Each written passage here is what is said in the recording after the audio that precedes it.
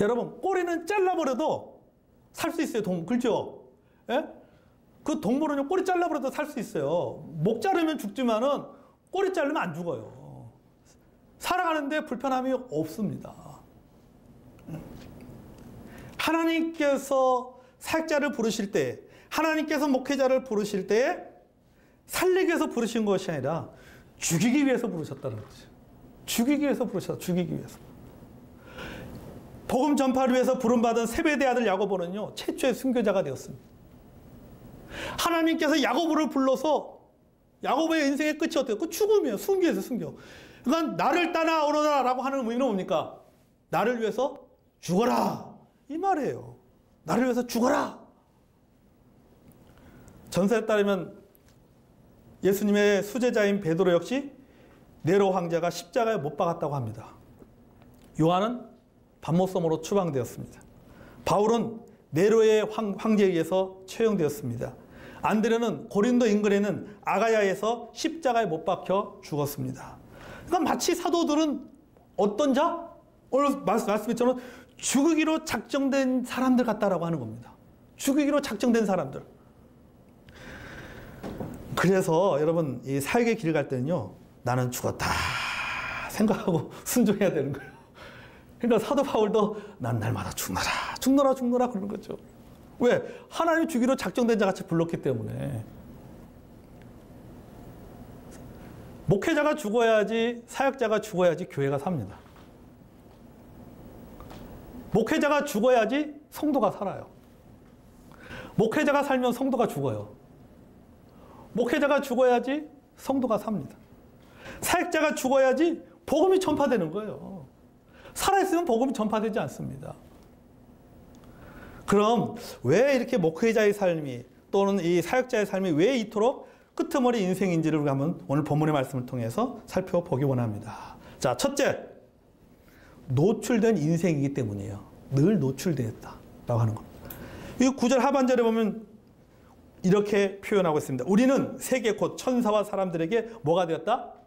구경거리가 되었노라. 고대에는요, 이 전쟁에 나가서 이기고 들어오면요, 그 군인들이 전쟁 이기고 돌아옵니다. 다시 자기 고국으로 돌아오잖아요. 그럼 맨 앞에 그 전쟁을 승리로 이끈 지휘관, 장군이 있습니다. 그래서 개선장군이라고 그러는 거죠. 장군이 맨 앞에 갑니다. 그리고 그 뒤에 이제 함께 그 전쟁에 나갔던 군인들이 그 뒤를 따라갑니다. 그리고 맨 끝에 쪽에 누가 따라가냐면은 그 전쟁의 노획물, 물건들, 또는 전쟁 포로들, 노예들, 이런 사람들이 맨 끝에 따라가는 거예요. 자, 수많은 군중들이 그걸 봅니다. 수많은 군중들이 보여요. 앞에 개선장군이 가고 그 뒤에 함께 고생했던 군인들이 갑니다. 여러분 어떡하겠어요? 박수 치겠죠. 와, 환영하고. 근데 맨 뒤에 보니까 그 전쟁의 진, 그래서 포로로 잡힌 적국의 군인들이라든지 노예들이 따라갑니다. 사람들이 뭐예요? 뭐 하겠어요? 비웃죠. 침뱉죠. 여러분이 그런 영화들 보면 그러잖아요. 막 돌 던지고, 그죠? 돌 던지고 막 침뱉고 막 이럽니다. 그 사람들에게 그들은 뭐예요? 끄트머리에 따라가는 사람들은 뭐 하는 사람들이에요? 구경꾼이에요, 구경꾼. 구경거리가 되는 거예요, 구경거리가. 그 구경하는 사람들은 그들을 보면서 돌도 던지고 침대 뱉고 비웃고 사람들의 구경거리가 되고 가십거리가 됩니다. 여러분, 바울의 경우를 보십시오. 그가 고린도 교회를 개척하고 성도들을 세우고 양육했습니다. 그런데 그들이 바울을 비난합니다. 바울을 구경거리로 생각합니다. 바울을 주제 삼아서 바울이 이렇다, 바울이 저렇다 판단하면서 뒷방아를 찝니다. 여러분, 목회자의 인생이요, 이렇게 되는 경우들이 참 많이 있어요. 늘 사람들의 입에 오르내립니다. 교회 안에 늘 성도들의 입에 오르내립니다. 자신의 주관적인 판단으로 목회자는 이렇다, 저렇다, 이래야 된다, 저렇게 된다라고 얘기합니다. 어떤 일에 대해서는 우리는 할 수 있지만은 목사님이 해서는 안 돼, 이런 생각을 갖고 살아가잖아요. 그런 경우도 얼마나 많았어요. 그렇죠? 우리는 할 수 있어. 근데 목사님이 해서는 안 돼. 똑같은 일에 대해서도 평가가 달라지는 거예요. 평가받아지는 거예요. 그러니까 늘 사람들에게 노출된 삶을 살다 보니까는 늘 좋은 이야기보다는 안 좋은 얘기를 더 많이 듣습니다. 9가지를 잘해도 한 가지를 못하면은 그 9가지 잘한 것은 다 묻혀버리는 거예요. 그 한 가지를 가지고 모든 것을 평가를 받습니다. 9가지는 다 묻혀버리는 거예요. 옆에 있을 때는 좋지만 없다고 아쉽지 않아요. 여러분 꼬리는요 그렇잖아요. 꼬리는 있어도 좋고 없어도 아쉽지 않은 거예요. 아쉽지가 않은 거예요. 그게 끄트머리 인생이에요. 여러분 바울이 좀 그렇게 얘기해요. 내 인생이 하나님 나를 끄트머리에 두셨다 라고 하는 것은 그런 의미랍니다. 사람들의 구경거리가 있죠. 시인 기영도 씨가 재밌는 시를 지었더라고요. 시의 제목이 뭐냐면 우리 동네 목사님. 시의 제목이 우리 동네 목사님. 일주일 전 목사님은 폐렴으로 둘째 아이를 잃었다. 장마통의 교인들은 반으로 줄었다. 더구나 그는 큰 소리로 기도하거나 손뼉을 치며 찬송하는 법도 없이 교인들은 주일마다 수군거렸다. 학생의 소년들과 목사간 디터에서 푸성기를 씹다가 저녁 예배에 늦은 적도 있었다. 성경이 아니라 생활의 밑줄을 그어야 한다는 그의 말은 집사들 사이에서 맹렬한 분노를 자아냈다. 폐렴으로 아들을 잃자 마을 전체가 은밀한 눈빛을 주고받으며 고개를 끄덕였다. 다음 주에 그는 우리 마을을 떠나야 한다. 여러분 이게 이 시지만 가만히 생각해보면은 이게 여러분 이게 그 목회자의 인생이에요. 이게 끄트머리 인생이라는 거죠. 자, 왜 끄트머리 인생인가? 둘째, 목회자 스스로가 자기 자신을 저평가하기 때문입니다. 자기 자신을 과소평가한다는 거죠. 오늘 본문 10절을 볼까요? 우리는 그리스도 때문에 어리석으나 너희는 그리스도 안에서 지혜롭고 우리는 약하나 너희는 강하고 너희는 존귀하나 우리는 비천하여. 사도들이 미련하고 약하고 비천한 사람으로 취급받을 때 고린도 교회 성도들은 지혜로운 척했다라고 하는 겁니다. 강한 척했다는 거예요. 존귀한 자인 척했다는 것입니다. 여러분, 바울이 여러분 어리석습니까? 어리석은 사람이 아니에요. 최고의 학문을 공부한 사람입니다. 그런데 그는 뭐라고 표현할까? 어리석다라고 표현합니다. 누구 때문에? 앞에 보니까는 그리스도 때문에. 내가 어리석은 사람이라고 생각하는 것은 내가 실제로 어리석기 때문에 어리석은 것이 아니라 누구 때문에? 그리스도 때문에 내가 어리석다라고 생각한다는 거예요. 그리스도 때문에다. 주님을 위해서 내가 어리석다라고 생각하고 살아간다는 겁니다. 그러니까 바울이 지금 우리는 그리스도 때문에 어리석으나 너희는 그리스도 안에서 지혜롭고 우리는 약하나 너희는 강하고 너희는 존귀하나 우리는 비천하여라고 말하는 것은 이런 것을 통해서 뭐냐 바울은 이런 이상한 현상을 지적을 하고 있는 거예요. 고린도 교회 성도들이 갖고 있는 이 잘못된 생각에 대해서 지금 바울이 지적을 하고 있는 거예요. 여러분 교회 안에도요 이런 이상한 현상들이 일어납니다. 어떤 경우에 성도들은 스스로 자신들을 과대평가합니다. 우리는 잘하고 있고 나는 지혜롭고 나는 믿음도 강하다고 착각합니다. 마치 내가 이 교회에 있는 것이 선심을 쓰는 것처럼 생각하는 성도가 있을 수도 있어요. 내가 교회에서 이 교회에서 함께 신앙생활하는 것은 마치 내가 주님을 위해서 하는 것이 아니라 내가 마치 다른 사람을 생각해 선심을 쓰는 척,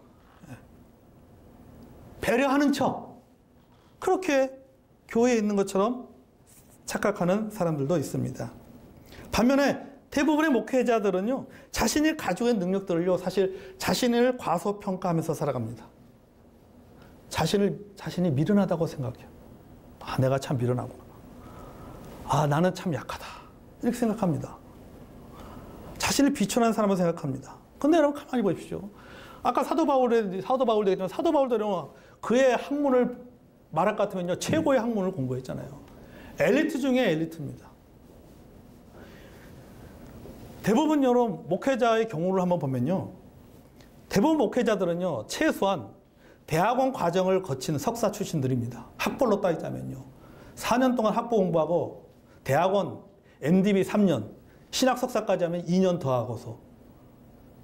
그러니까 신학 석사까지, THM까지 한다면요. 신학 석사까지 하면 몇 년을 해야 되냐면요. 4년?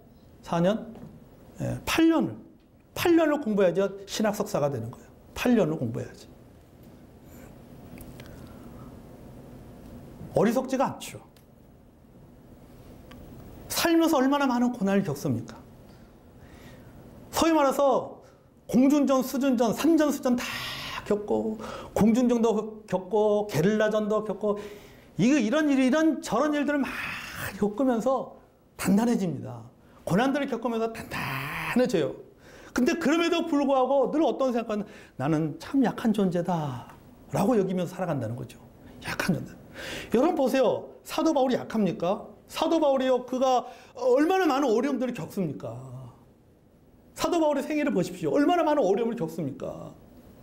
그 모든 과정들을 다 극복하고 이겨내잖아요. 얼마나 그 과정을 통해 얼마나 그 믿음이 단단해졌겠습니까? 그런데 그는 뭐라고 표현합니까? 늘 항상 자기 자신이 믿음이 약한 존재라고 생각하는 거예요.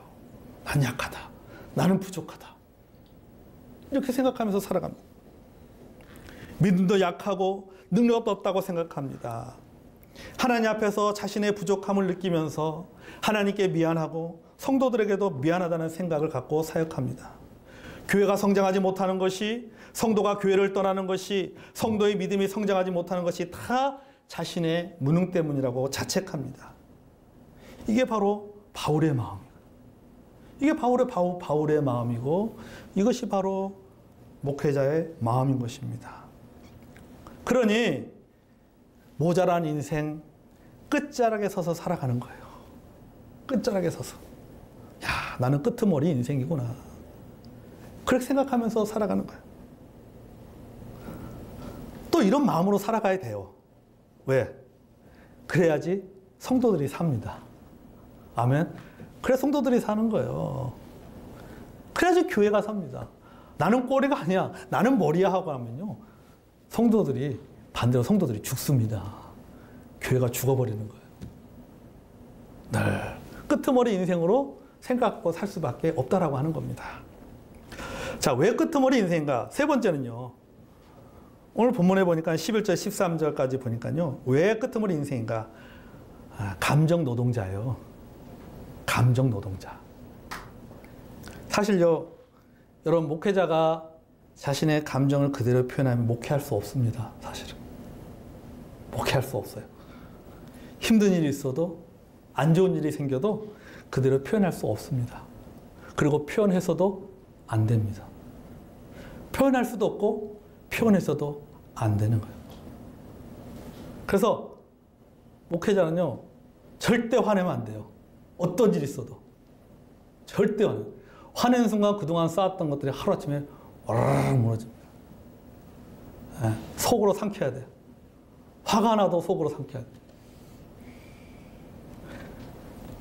목사가 힘들다고 하면은 목사님 믿음이 없다라고 말합니다. 좋은 일이 기뻐와서 목사가 막 기뻐하면은 목사가 성도들 힘든 줄 모르고 속없이 혼자 좋아한다고 말합니다. 그러니까 뭐예요? 좋아도 안 좋은 척, 힘들어도 안 힘든 척, 화가 나도 온유하고 부드러운 척. 여러분, 이게 주님의 가르침이에요, 사실은. 이게 주님의 가르침. 마태복음 5장에서 주님 말씀하고 있잖아요. 축복하라고 하잖아요. 성도와 교회를 위한 길이기 때문입니다. 그러니 여러분, 그의 인생이 뭡니까? 그게 끄트머리 인생이죠. 그래서 바울이 본문에 말한 것처럼 뭐예요? 더러운 것과 만물의 찌꺼기처럼 취급받는, 바울이 그렇게 고백하고 있잖아요. 만물의 찌꺼기처럼 취급받는 인생이다. 내가 그렇게 말하고 있는 거예요. 내가 여러분에게 어떤 존재가 되고 있습니까? 만물의 찌꺼기처럼 쓰레기 취급을 받고 있다. 이 얘기를 하고 있는 거예요, 지금 바울이. 여러분, 제가 지금까지 말한 것이 마치 이런 목회자의 무슨 푸념을 늘어놨다고 여러분 오해하지 마시길 바랍니다. 아멘? 오해하지 마세요. 여러분 마음 무겁게 만들려고 그렇게 한 게 아니에요. 아니에요. 사도 바울의 입장에서 이 말씀을 지금 우리 성도들과 나눈 겁니다. 예, 지금의 시각으로 해서 한번 말씀 나눈 거예요. 근데 여러분, 바울이 왜 이런 말을 했는가가 중요한 겁니다. 왜 이런 말을 했는가? 여러분, 내가 지금 이런 상태입니다. 그러니까 저를 좀 알아주십시오. 저도 이렇게 힘듭니다. 저를 좀, 제 상황을 좀 제 처지를 알아주십시오. 라고 하는 이야기가 아닙니다. 바울이 왜 이런 말을 했습니까? 푸념을 늘어놓기 위해서가 아니라 뭐요? 고린도 교회 성도들을 세우기 위해서 이 얘기를 한 겁니다. 아멘? 그들에 대해서, 삶에 대해서 고쳐야 될 부분들을 말하기 위해서 바울이 이 얘기를 한 거예요. 그러니까 14절에 뭐라고 말합니까? 내가 왜 이런 말을 하는지의 동기에 대해서 말하고 있죠. 뭐라고 말했어요? 내가 너희를 부끄럽게 하려고 이것을 쓰는 것이 아니다. 이렇게 말하고 있잖아요. 내가 너희를 부끄럽게 하려고 이것을 쓰는 것이 아니라 오직 너희를 내 사랑하는 자녀같이 권하려고 하는 것이다. 라고 하는 겁니다. 이 말은 뭡니까? 영적인 아버지로서 그 뒷부분 하잖아. 내가 너희들을 낳았다라고 하잖아요.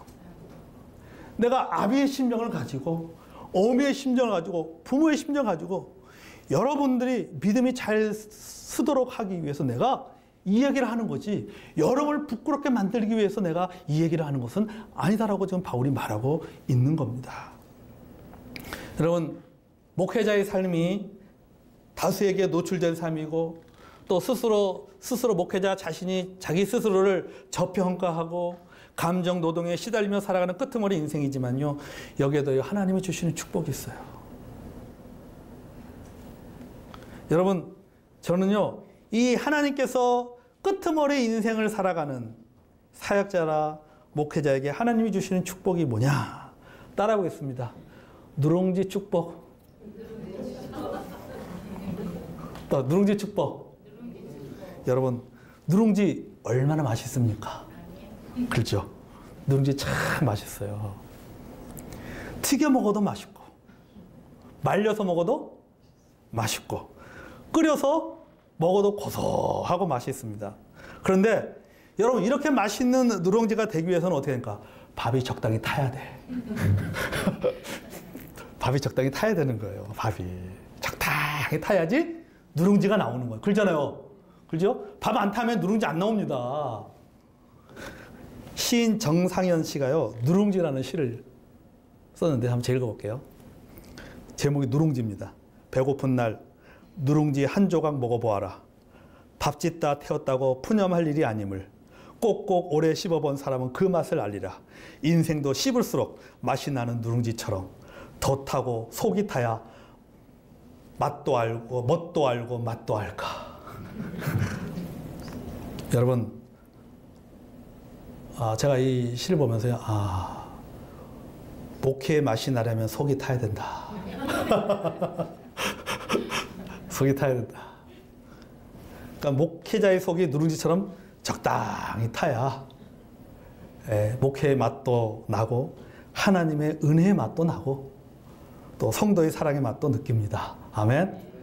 그렇다고 해서 우리 목사님 맛을 느끼도록 속을 적당히 좀 태워야 되겠다, 이렇게 생각하면 안 되고 이런 생각하면 안 돼요. 이런 생각하면 안 되고. 그럼 사실요, 목회도 그렇고 우리의 삶도 그렇습니다. 우리가 살아가는 삶도 마찬가지예요. 여러분, 우리가 밥을 짓습니다. 가마솥에 밥을 짓는다고 생각해 보십시오. 누룽지는 위에서 누르지 않습니다. 어디서 눌어요? 맨 밑바닥에서 눌습니다. 그 말은 뭡니까? 열을 가장 가까운 곳에서, 열을 받는 곳에서 거기서 밥이 타면서 누룽지가 만들어지는 겁니다. 그러니까 여러분, 우리의 인생도 마찬가지예요. 그게 목회자의 인생이든 우리 개인의 삶이든 간에 고난의 열기 속에서 적당히 속이 타야 비로소 맛을 내는 그리스도인이 되는 겁니다. 아멘. 고난의 열기를 우리가 좀 적당히 타야 돼. 그래야지 인생 살아가는 맛을 느끼는 겁니다. 그러니까 하나님께서 내 인생에 있어서 어려움을 주고 고난을 준다라고 하는 것은 뭐예요? 좀 속 좀 타서 뭐 하라고? 뭐 하라고요? 맛 좀 내라고. 그래서 왜 이게 적당히 속을 타야 그래야지 하나님 앞에 기도할 거 아니에요. 안 그렇습니까? 그래서 뭐예요? 기도의 맛을 느끼고, 아멘? 기도의 맛을 느끼고, 아멘 안 하네. 맛 느끼는 것보다 속 안 타는 게 더 낫다. 안 느끼는 게 더 좋으니까. 그래서 좀 기도의 맛도 느끼고, 말씀의 맛도 느끼고, 은혜의 맛도 느끼고. 누가 그러더라고요. 왜 하나님께서 자녀를 주셨는가? 왜 주셨을 것 같아요? 세상에 내 마음대로 안 되는 것이 있다는 것을 보여주기 위해서. 그래서 자녀를 줬대요. 내 마음대로 되는 것이 안 되는 것. 다 되더라도, 다 잘 되더라도 내 마음대로 안 되는 것이 딱 하나 있어요. 뭐예요? 자식이잖아요. 하나님께서 그래서 자녀를 줬다는 거예요. 내 마음대로 안 되는 것도 있구나. 내가 노력한다고 해도 아무 노력해도 안 되는 것이 있구나. 내 마음대로. 그걸 깨닫도록 하기 위해서 하나님께서 자녀를 줬다는 거예요. 그러면서 맛을 느끼는 겁니다. 자, 여러분. 자, 이런 의미에서 볼 때 끄트머리 인생은요, 불행한 인생이 아니다. 아멘? 불행한 인생이 아니에요. 실패한 것이 아닙니다. 사람들에게 예수 믿는 맛, 사랑하는 맛을 느끼게 해주는 과정입니다. 비록 여러분 사역자의 삶이, 목회자의 삶이 끄트머리 인생일지 모르나 하나님은 그의 인생에 복 줄 줄로 믿습니다. 아멘. 여러분, 제가 목회자의 국한에서 여러분 얘기했지만 제가 뭐 제 얘기하려고 한 건 아니고요. 하나님 말씀을 가지고 나눈 겁니다. 여러분 오해하지 마시길 바랍니다. 우리 목사님 저는 생각보다 절대 그러지 않습니다. 그런 일 하지 마시고. 우리 인생도 마찬가지입니다. 여러분 우리가 살면서 참 속탈 때 있잖아요. 그렇잖아요. 참 속탈 때가 있어요. 하지만 그 속 탐을 통해서 우리가 거기서 진짜 우리가 하나님을 믿는 맛을 느낍니다. 그렇지 않습니까? 하나님 말씀. 그러니까 여러분 내가 누구 때문에 속 타고 우리 자녀들 때문에 속이 타고 내가 하는 일이 잘 안 돼서 속이 타고 근다 할지라도 여러분 기억하십시오. 하나님이 맛있는 누룽지 만들려고 내 속을 적당히 좀 태우고 계시는구나. 여러분 그런 믿음을 가지시기 바랍니다. 아멘. 진짜 맞아요. 하나님께서. 왜? 우리 하나님 어떤 분? 합력하여 선을 주시는 분이다. 아멘. 그러니까 여러분 어디에 우리는 뭐 해도 하나님 감사합니다. 하나님 감사합니다. 제가요 지난 주간에요 며칠 동안요 이 변비로 엄청 고생을 했어요. 엄청 애매한 고난을 당했어요. 진짜 애매한 고난을 당했어요. 여러분 아시죠? 애매한 고난. 이러지도 못하고 저러다 앉으면 안 나오고 서 있으면 나올 것 같고. 그거 진짜 애매한 그 고난의 시간들. 근데요, 제가 집사람한테도 그랬어요. 앉아가지고, 변기 앉아가지고, 하나님 감사합니다. 왜 감사한지 아세요? 왜 감사했을 것 같습니까? 하나님, 물 많이 먹어야 되겠구나. 채소 많이 먹어야 되겠구나. 깨닫게 해서 감사합니다. 그래서 제가 가지고 웰리스 병원에 갔어요. 강동환 원장 만나가지고 치료받으면서 그 얘기를 했어요. 서로 웃으면서 그렇지요. 그래서 막 이 너무 좋더라고요. 그 의사와 환자 간에 서로 병 가지고 서로 농담하면서 그러면서 서로 그렇죠. 그래서 내가 그랬어요. 원장님 제가 이번에 제가 이게 그러니까 일종의 이쪽도요 엉덩이 쪽도 신경통이라는 게 있대요. 신경통이래요. 막 초음파 검사기 다 했거든요. 그 신경통이라고 그러더라고요. 그래서 제가 이거 겪으면서요 계속 깨달은 말씀이 빌립보서 3장 말씀이 사도 바울이 내가 그리스도를 얻기 위해서 모든 것을 다 배설물로 여겼다. 이 말씀이 왜 이 말씀인지 내가 절실하게 깨달았습니다. 그랬더니 그 강동원 원장님이 목사님 제가 이번에 책을 냈는데요. 좀 써가 좀 보내주세요. 제가 그거 더 포함시키게. 막 그러더라고요. 막 그런, 진짜 여러분, 그러니까 뭐냐면, 제가 하고 싶은 얘기는 이겁니다. 우리가 속이요, 적당히 탐을 통해서 그 안에서 하나님의 은혜를 느끼고 말씀을 깨닫게 되는 거예요. 그러므로, 여러분, 내가 속이 탈 때 하나님 나에게 복 주시려고 하는 거구나. 내 인생에, 나는 보잘것없고, 나는 내 인생이 끄트머리 인생으로 살아가는 거구나. 여러분 생각하지 마시기 바랍니다. 끄트머리 인생에도 뭐가 있다? 복이 있습니다. 아멘. 자, 우리 성경 한 구절만 읽고 기도하겠습니다. 마가복음 10장 43절에 45절 보겠습니다. 마가복음 10장 43절에 45절. 자, 마가복음 10장 43절에 45절. 자, 같이 한번 읽어보겠습니다. 시작. 너희 중에 그렇지 아니할지니 너희 중에 누구든지 크고자 하는 자는 너희를 섬기는 자가 되고 너희 중에 누구든지 으뜸이 되고자 하는 자는 모든 사람이 종이 되어야 하리라. 인자에 온 것은 섬김을 받으려 함이 아니라 도리어 섬기려 하고 자기 목숨을 마하는 사람의 대속물로 주려 함이니라. 아멘. 이것이 끄트머리 인생이 인생에 주시는 하나님의 축복입니다. 그의 인생은 끄트머리 인생이 아니에요. 뭐예요? 하나님이 그를 으뜸으로 만들기 위해서 끄트머리에 두신 겁니다. 여러분 그런 믿음을 가지고 그런 소망을 가지고 살아가는 저와 여러분이 되기를 원합니다.